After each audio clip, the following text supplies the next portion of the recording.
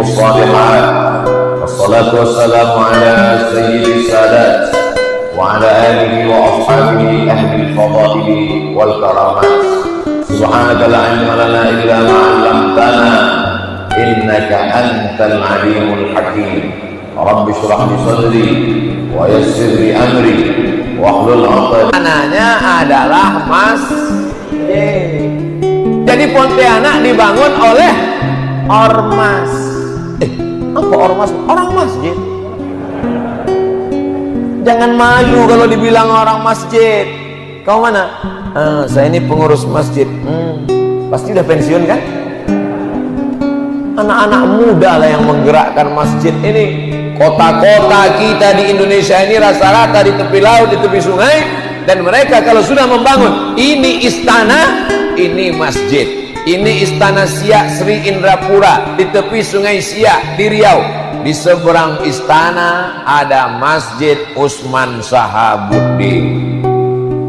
Lalu kemudian pergilah sultan ini ke sebuah kota yang baru, membuat dia pekan, maka disebut dia dengan pekan baru. Maka dibuat persinggahan sultan, dibuat pasar, dibuat masjid. Masjid. Ketika Amr bin As sampai ke Afrika Utara, yang pertama dibangunnya adalah Masjid Amr bin As. Sampai hari ini tegak berdiri. Panjang umur, sehat badan, umroh kita singgah di Masjid Amr bin As.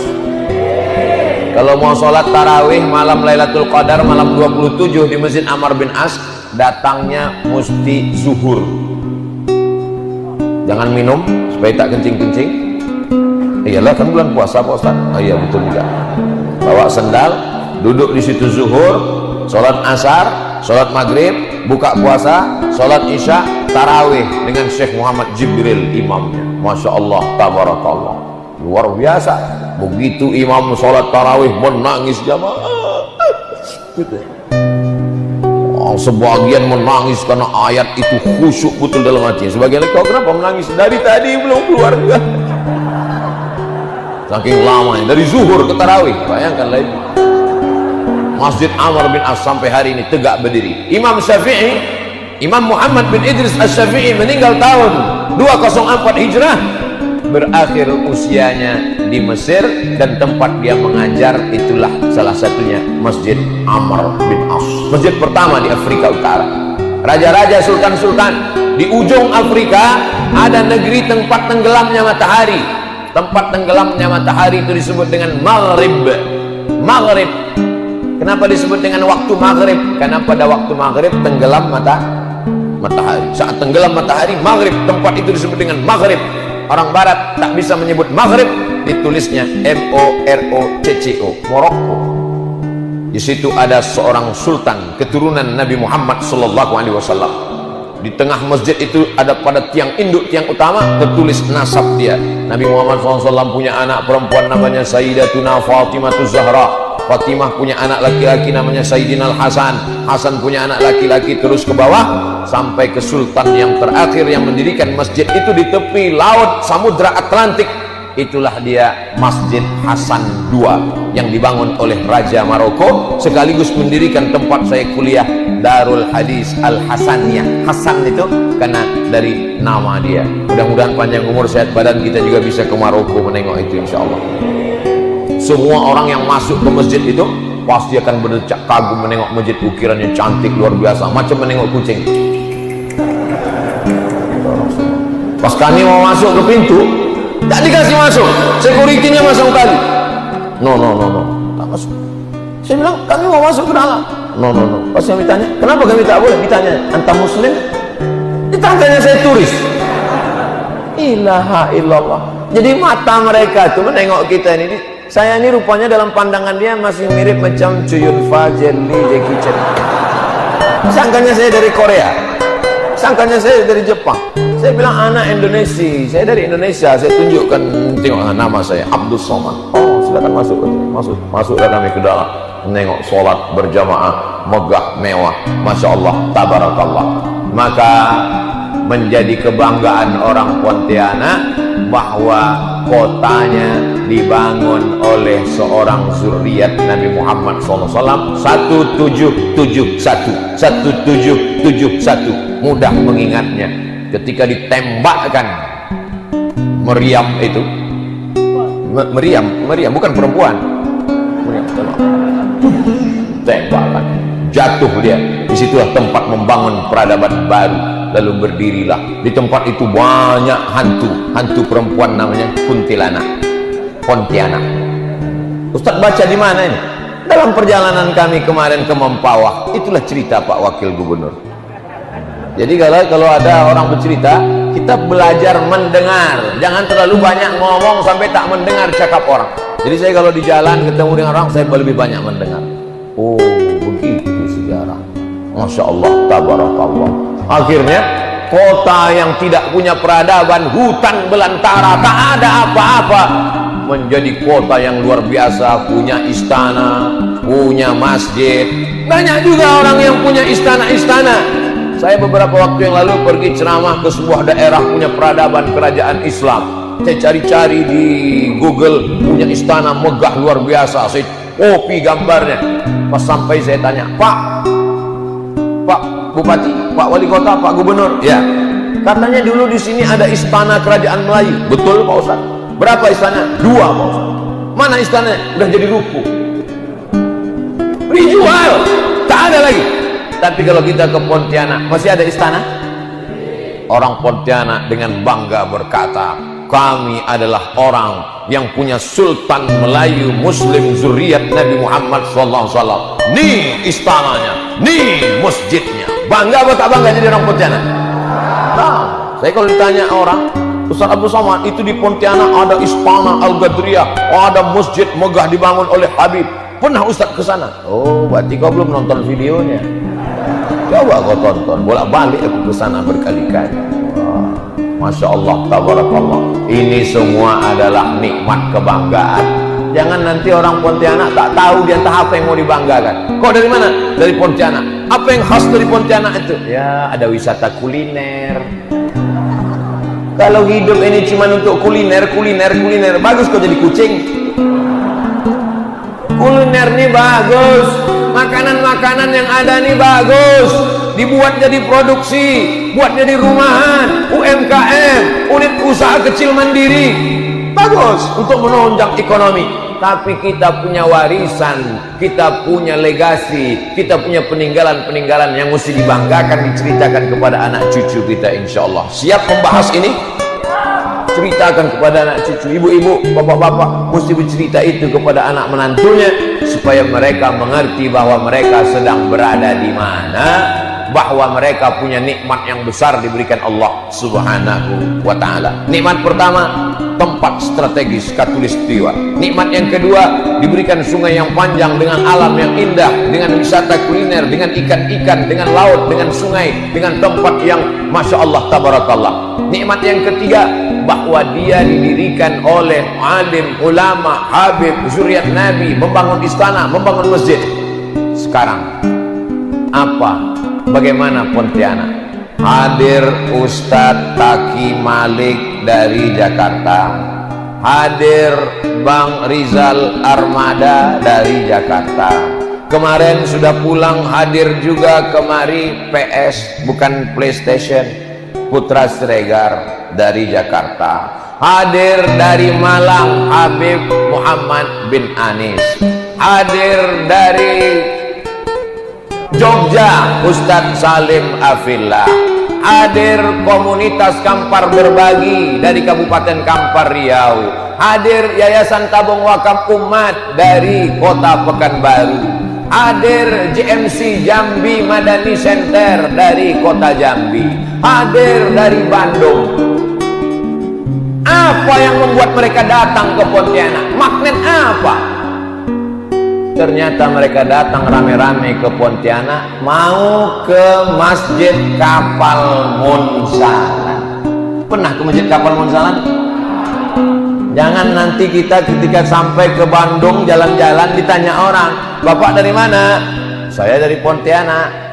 Kami di Bandung ini anak-anak santri, fakir miskin dan duafa, dapat makan beras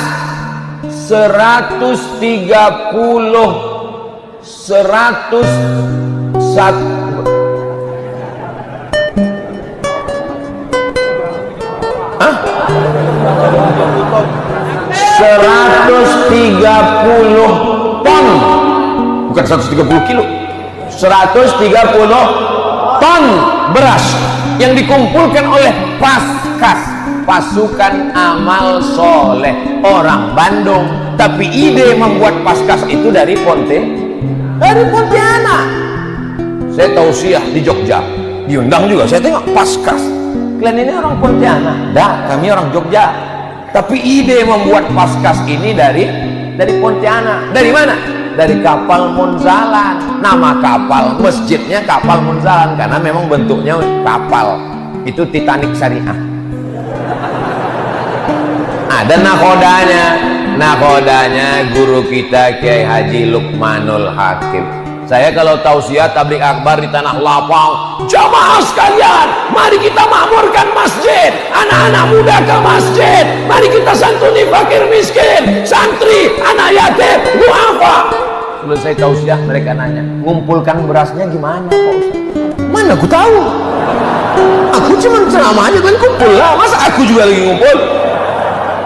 Tapi kami nggak tahu cara ngumpulkan berasnya gimana Pak Ustaz. Alhamdulillah, sekarang kalau ada orang nanya saya, mudah aja. Gimana cara ngumpulkan beras Pak Ustaz? Pergi kalian ke Pontianak, cari kapal Munzalan, kalian copy programnya. Simple ternyata, bukan berat-berat, betul, simple aja. Anda mau selamat dari pendusta agama?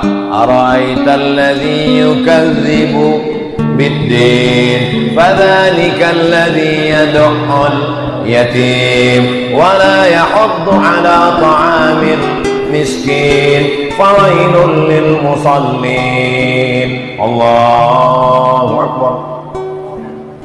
Kata jamaah, tak mirip macam Ustaz Taqi Malik. Ternyata simpel saja. 1000 sehari maka sudah menjadi orang selamat dari pendusta agama. Kalau 1000 sehari, 1000 sehari, 1000 sehari, 1000 sehari, sebulan berapa? 25.000. Loh, kok 25? Tanggal merah libur. 1000 sehari kerincing, 1000 sehari, 25.000 kirim duit orang Pontianak untuk orang Pontianak. Ternyata di Pontianak sendiri baru terkumpul 80 ton. Bandung 130 ton, target mereka 150. Pontianak ini sendiri, santri-santri yang ada di Kalimantan Barat, Pontianak khusus itu baru selamat santrinya dari tak makan kalau terkumpul 100 ton lebih. Mudah-mudahan tercapai insyaallah, amin.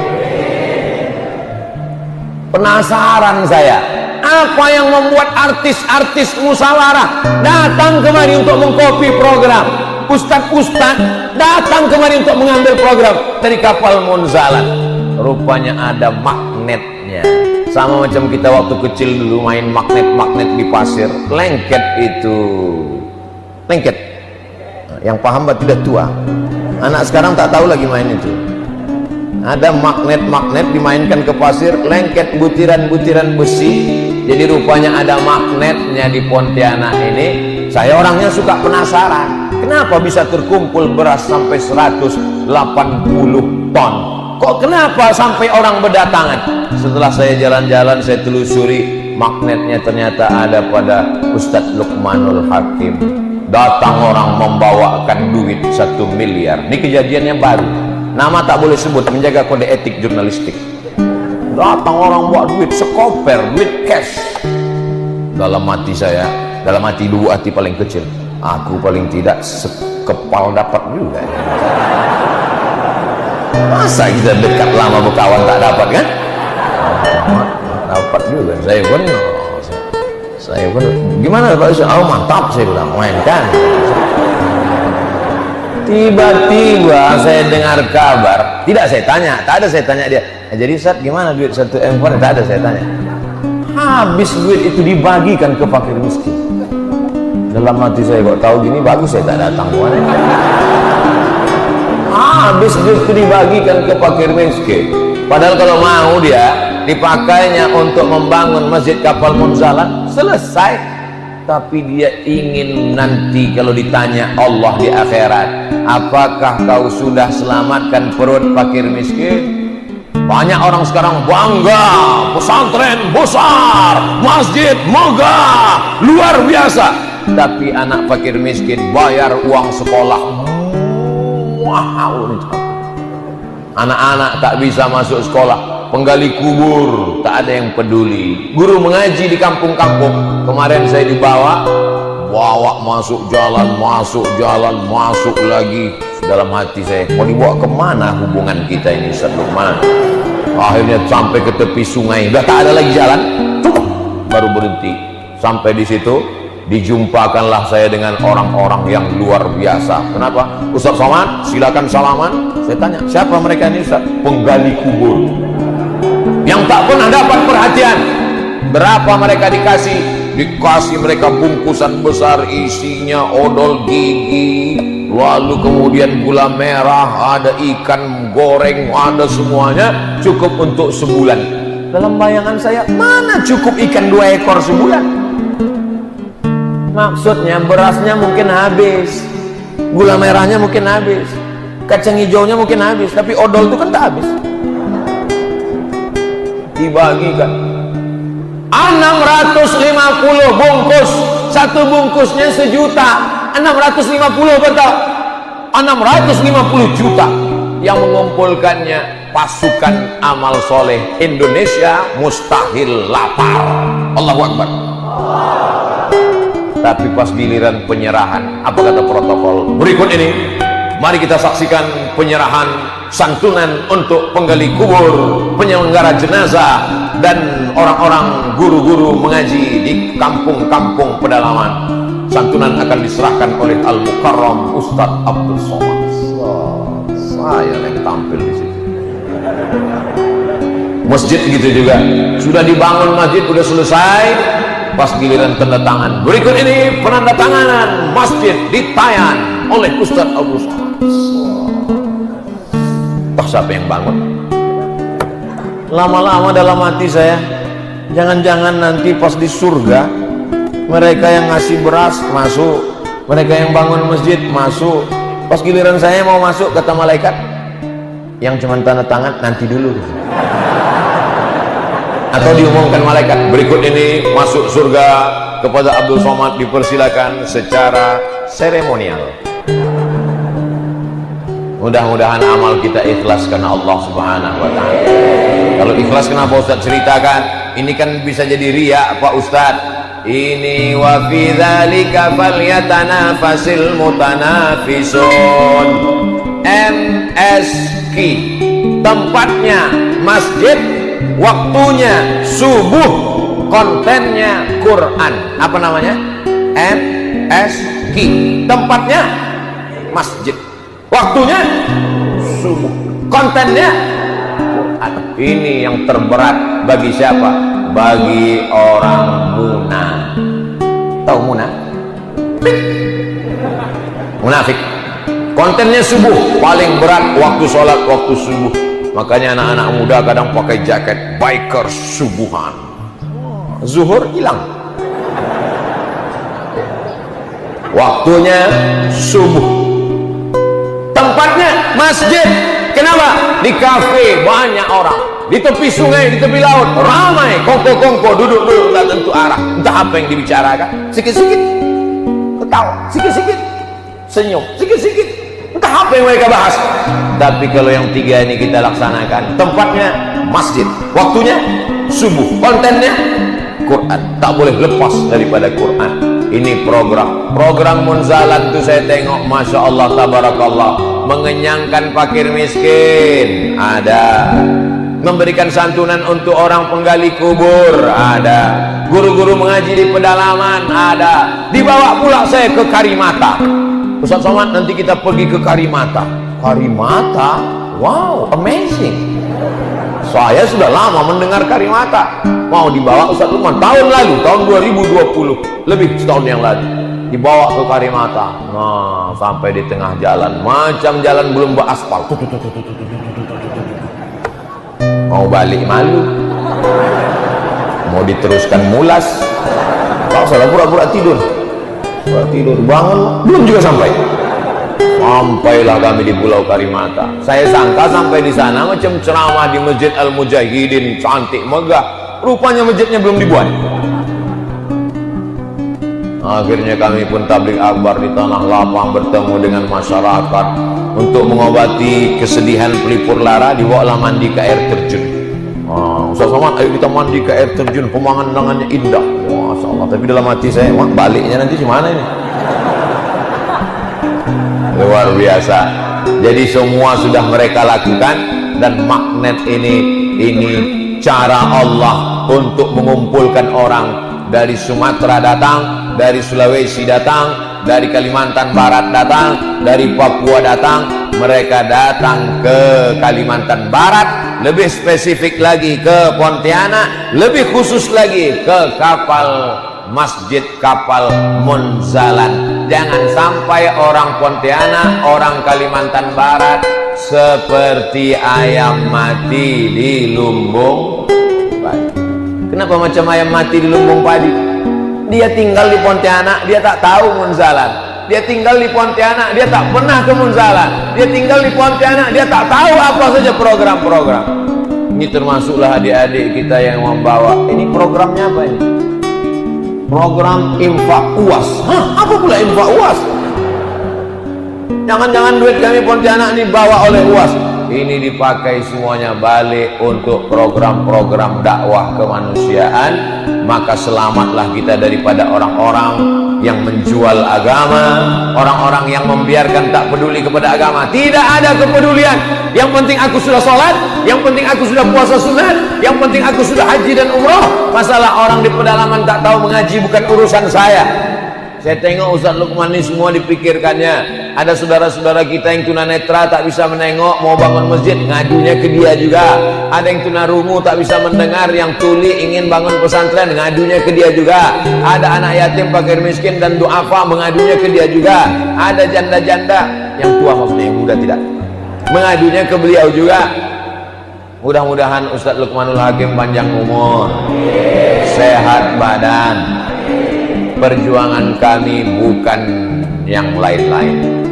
Tidak ingin jadi bupati, tak ingin jadi gubernur, tak ingin jadi wali kota, tak ingin jadi apapun. Hanya ingin supaya anak-anak muda yang taubat, yang hijrah tahu apa yang dikerjakannya.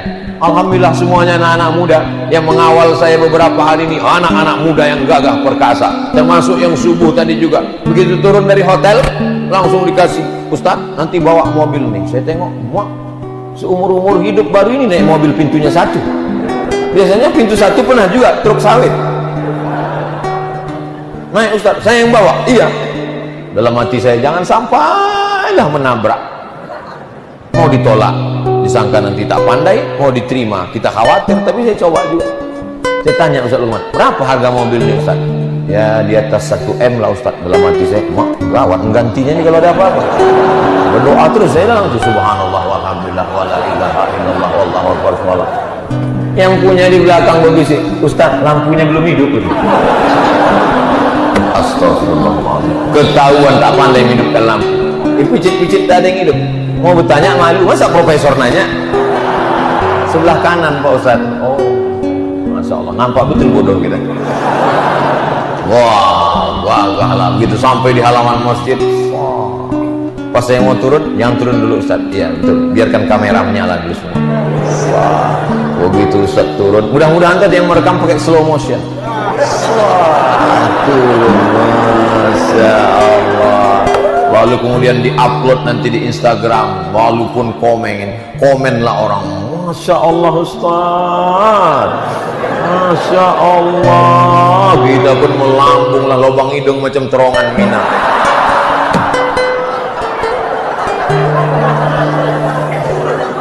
Orang pun komen pula lah, yang benci-benci pun komen. Katanya Ustadz itu penuh kesederhanaan.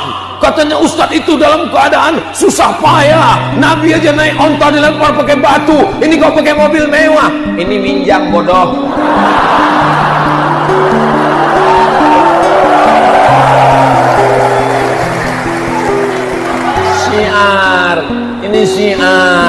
supaya anak-anak muda ini jangan berpikir bahwa Islam itu untuk orang tua-tua aja, untuk orang fakir miskin, bajunya compang-camping. Bagaimana anak muda mau tertarik dengan dakwah? Betul?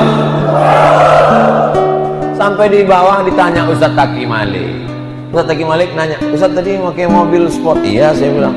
Gimana rasanya Pak Ustaz? Rasaku muda setengah umur. Ini sampai sekarang nih masih rasa 22 lagi nih. Begitu turun dari mobil, tua balik. Masya Allah, tabarakallah. Mudah-mudahan saya sampai di Pontianak inilah macam-macam diminta. Ustadz pakai motor dulu, kedatangannya yang dulu. Ustadz pakai motor, pakai motor. Viral juga orang. Di mana nih? Kalimantan. Di tempat lain naik sepeda. Sepeda, habis naik sepeda ditanya pula tuh, gimana perasaannya Pak Ustadz? Baru ditengoknya muka awak pucat. Perasaan pula lagi, jantung. Sepeda, mendaki pula tuh. Mendaki. Ilaha illallah, Masya Allah. Tapi di Pontianak kesannya luar biasa. Naik speed, naik motor besar, naik mobil. Khawatir pula saya di kedatangan tahun depan ini dikasih orang ini pakai para layang. Mendarat langsung masuk dari jendela. Masya Allah. Tak apa-apa, kalian doakan aja selamat-selamat ya. Takutnya tersangkut di pintu. Sakitnya tak seberapa, malunya. Keluar berita Ustaz Somad tersangkut di Pontianak. Ternyata kalau dakwah ini dikemas oleh anak-anak muda, hasilnya juga luar biasa. Kenapa orang tak tertarik dengan dakwah? Karena dakwah diisi oleh orang-orang yang tidak produktif. Mohon maaf, yang tua-tua jangan tersinggung. Karena beberapa orang tua tersinggung balik ceramah meninggal. Azan tadi, siapa yang azan tadi? Tahu siapa yang azan tadi? Rizal Effendi. Hah? Armada. Saya ngetes aja orang ini komplain apa enggak? Komplain. Yang azan tadi Rizal Armada, guys. Anak muda. Imam tadi, imam anak muda Ustaz Taki Malik, alumni Al-Azhar Kairo Mesir, hafal Quran 30 juz, bukan juz 30. Hafal Quran 30 juz, tamat Mesir, ganteng Pak Ustaz, terserah aku lagi yang bilang. Ganteng, bisnismen. Malam tadi dilelang baju Ustadz Abdul Somad. Baju Ustadz Somad. Siapa yang siap membeli? Angkat tangan dia. Begitu beliau angkat tangan, saya tengok. Berapa? Berapa Ustadz? 30 juta. Dibelinya bagus baju saya 30 juta. Cuman bukan untuk saya, untuk bangun kapal. Habis itu cincin. Makanya tak habis cincin lagi ya. Cincin Ustadz Somad kita lelang. Angkat tangan Ustadz Taki Malik. Berapa Ustadz Taki Malik? 75 juta. 75 juta dia beli. Karena ada orang Pontianak yang malu kan? Malu kalau semua diambil orang luar kan? Datang orang Pontianak. Saya 80 juta. Habis 80. Rupanya rame-rame. Masya Allah, tabarakallah. Habis. Baju habis, cincin habis. Untung celana tak dilelang malam tadi. Kalau sempat dilelang celana malam tadi, bekain tau siang hari. Masih ada juga hati anak muda ini. Sempat mereka sur tadi malam kan? Tengoknya baju laku, jaket laku, cincin laku. Kita lelang celana Ustaz Somad gitu. Wah, hancur. Dakwah kalau dikemas oleh anak-anak muda hasilnya luar biasa. Dan yang bisa mengumpulkan anak-anak muda ini Ustadz Luqmanul Hakim. Kalau saya yang ceramah, yang datang nenek-nenek, atu-atu. Apa kabar mak? Sehat mak? Sehat. Pakcik sehat, pakcik sehat. Judul pengajian kita malam pertama di alam barzah.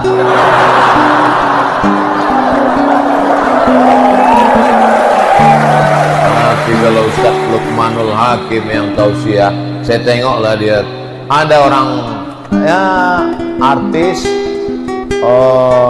influencer, duitnya banyak. Pas ditanya apa kesan pertama ente menengok Ustadz Luqman, kesannya muda, pengetahuannya luar biasa, bahasa Inggrisnya lancar, tamatan luar negeri, gayanya gaya anak muda. Saya coba pakai gaya anak muda nih, tak masuk.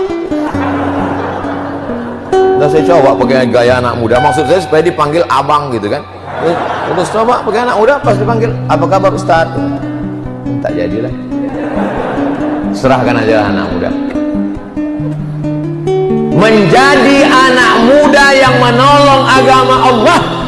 Kalau ada orang tua menolong agama Allah, wajar, malaikat maut udah di jalan. Tapi ada anak muda yang menolong agama Allah. Sab'atun, 7 golongan. Yuzilluhumullah, mendapatkan naungan Allah. Yauma la zilla illa zilluh. Hari itu tak ada naungan kecuali naungan Allah Subhanahu wa taala. Siapa dia? Syabun, anak muda. Syabun, anak muda. Nasya'a fi ibadatillah, tumbuh dalam beribadah kepada Allah. Ketika anak muda yang lain sibuk dengan narkobanya, sibuk dengan sabu-sabunya, sibuk dengan ganjanya, sibuk dengan putaunya, sibuk dengan sakaunya. Ketika anak muda yang lain sibuk dengan pacarannya, tapi anak muda di Pontianak berzikir, membaca Quran, MSQ, Masjid Subuh Quran. Ini hanya ada di kapal Munzalan. Anak-anak muda yang sudah menggabungkan diri, alhamdulillah. Anak muda yang menggabungkan diri, alhamdulillah. Yang belum, bersegera ikut pesantren. Yang sudah ku kasih tahu tak juga, ingat, kapal yang lain akan tenggelam. Masya Allah, tabarakallah. Tadi hebatnya Masjid Al-Mujahidin ini ada jamnya. Ini jam ini, kalian yang belum pernah naik ke atas ini ku kasih tahu, ini jam nih. Betul. Nah, ini penting juga pelajaran untuk pengurus-pengurus masjid. Tiru Masjid Al-Mujahidin supaya dipasang jam, supaya ustadz penceramah tahu dia udah berapa. Ini soalnya kadang ada pulang masjid itu dipasang jamnya di sini. Jadi ustadz tuh setiap ceramah nengok jam berapa ya gitu. Kali ini enggak, jadi pura-pura nengok jamaah padahal sebetulnya nengok sini. Nah, sudah lewat.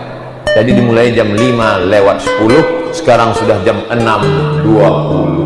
70 menit kita sudah bersama. Ini menurut kode etik Abdul Somad sudah korupsi 10 menit. Karena saya biasanya tausiah itu 60 menit. Ini sudah 70 menit. Kenapa bisa sampai lewat 70 menit? Ternyata tausiah di Pontianak itu selalu bersemangat dan menarik. Allahu Akbar. Allahu Akbar. Di tempat lain kadang saya tausiah ya 15 menit udah berhenti. Kultum kuliah 7 menit. Kalau 15 kulibas, kuliah 15 menit. Semanalah kita mau semangat tausiah. Kita tausiah jamaahnya semuanya sedang naik ke Sidratul Muntaha. Anak-anak muda mesti semangat ke masjid Al-Quran. Demikianlah tausiah ini saya sampaikan. Tapi di Pontianak tak ada yang mengantuk saja.